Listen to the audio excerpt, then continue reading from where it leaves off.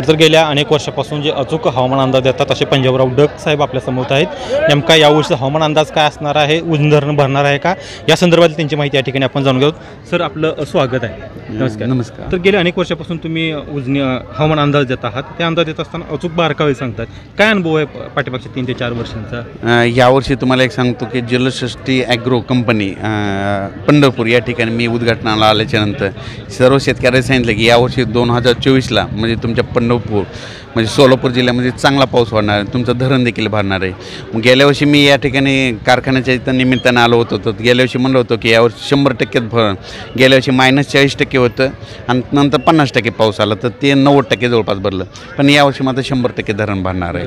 तर हे कारण की यावर्षी पाऊस आहे ना तो म्हणजे पुण्याकडे जास्त पडणार आहे, म्हणजे पुणे आणि उजनीला तिकडूनच आवक होती, त्याच्यामुळे तुम्हाला त्याचा फायदा तुम्हाला होणार आहे। आणि ह्या 3 दिवसात आणखीन जवळपास आता हे 9 आहे, जून आहे आज, 9, 10, 11, 12, 14च्या दरम्यान 2 मुसळधार पाऊस पडणार आहे तुमच्या म्हणजे सोलापूर जिल्ह्यामध्ये, सांगली, सातारा, पुणे, धाराशिव, पंढरपूर, त्याच्यामध्ये मग छोटे छोटे तळे, त्याच्यामध्ये सगळीकडे आवक येणार आहे। खरं तर बळीराजा सुकावणार आहे या ठिकाणी। आणि यावर्षी योगायोगाने दरवर्षी काय असतं तुमचं, ज्या वर्षी मुंबईकडून मान्सून येतो ना त्यावर्षी काय होतं, विदर्भात जास्त पाऊस पडतो आणि त्यांची पेरणी आधी होती। आणि ज्या वर्षी शॉर्टकट कर्नाटक मार्गे समजा गोव्यामार्गे मान्सून दाखल होतो, इकडे कर्नाटकमधून पाऊस आल्याच्यानंतर सोलापूर जिल्ह्याला जास्त पाऊस पडतो, सांगलीला पडतो, धाराशिवला पडतो, बीड जिल्ह्याला पडतो, नगर जिल्ह्याला आणि पश्चिम महाराष्ट्राला जास्त पडतो।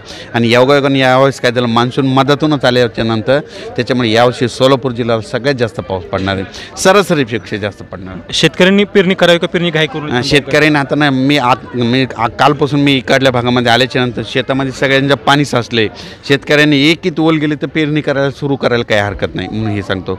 आणि याच्यानंतरनं हे पाऊस 14 तारखेपर्यंत आहे, 2-3 दिवस परत विश्रांती घेईन आणि त्याच्यानंतर 18च्या नंतर परत पुन्हा पाऊस सुरू होणार आहे।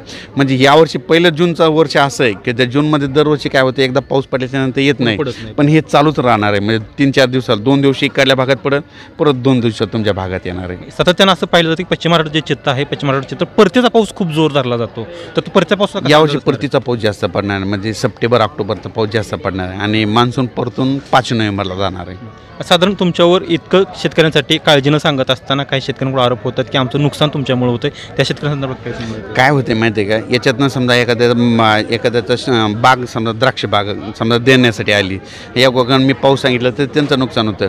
पण त्याच्यानंतर तुम्हाला सांगतो, इकडे जत भागामध्ये मी जातो, तिकडं बेदाणे रॅकवर असतात, तर मी पाऊस सांगितल्याच्यानंतर मग ती बेदाणे काय करतात, 4 दिवस टाकायचे थांबतात, मग त्यांचा फायदा होतो, एकाचं नुकसान। हे याच्यामध्ये काय होणार, एकाचा फायदा होणार, एकाचं नुकसान, असं गोष्टी होणार। पण जे आहे ते वास्तव तुम्ही नेहमी सांगण्याचा या ठिकाणी माझं कसं आहे माहिती आहे का, निश्चय हे शेतकऱ्याचाच नाही पाहिजे, सगळ्यांचाच फायदा, वीट उत्पादकवाल्याचा होतो, द्राक्ष शेतकऱ्याचा फायदा होतो, ऊसावाल्याचा होतं। आता उन्हाळ्यामध्ये मी पाऊस सांगितल्याच्यानंतर काही शेतकऱ्याला ऊसाला पाणी नव्हतं, मी पाऊस सांगितल्यानंतर त्यांचा फायदा झाला, तर कानाच्या हळदी वाळू घातल्या तर त्यांचं नुकसान झालं। हे असं म्हणजे कमी जास्त चालणारच झालं। कांदा उत्पादकासाठी कसं असणार आहे यावर्षी चांगलंच हे राहणार आहे, उत्पादन वगैरे चांगलं राहणार आहे, म्हणजे यावर्षी पाऊस जास्त राहणार आहे, म्हणजे सगळे तळे भरणार आहे जवळपास, त्याच्यामुळे कांद्याचं उत्पन्न चांगलं राहणार पीक। आणि ह्या सगळा अंदाज सांगत असताना तुमचा अभ्यास कशा पद्धतीने? मी काय करत असतो, माझा ना लहानपणी 8वीपासूनच अभ्यास आहे, निसर्गावर जास्त अभ्यास आहे। जर एखादं हे सॅटेलाईटच बंद पडलं, कोणी पाऊस सांगणार नाही, पण ते सॅटेलाईटवरच अभ्यास आहे, पण निसर्गाहून जास्त अभ्यास करतो मी, बारकावी त्या पद्धतीने तुम्ही सांगू शकतो। तर यावर्षी तुमचा अंदाज आहे की उजनी धरण 100% नाही, जवळपास सगळ्याच धरणामध्ये लवकर म्हणजे कमी वेळेत जास्त पाऊस पडणार, पण वाऱ्याचं प्रमाण जास्त राहणार आहे, दुर्घटना सुद्धा होऊ शकतात। तर हे होते पंजाबराव डक, ज्यांच्या अभ्यासावरती महाराष्ट्रातला संपूर्ण शेतकरी विसंपूर्ण असतो आणि सगळ्यात आनंदाची जी वाढलेली आहे, यावर्षीचं सोलापूर जिल्ह्यासह पुणे आणि नगर जिल्ह्याचं जे वरदानी असणारं उजनी धरण, ते उजनी धरण 100% भरणार असा त्यांचा अंदाज आहे। व्हिडिओ जर्नलिस्ट दत्ता माणसं, बालाजी फोगर, परवतो न्यूज, पंढरपूर।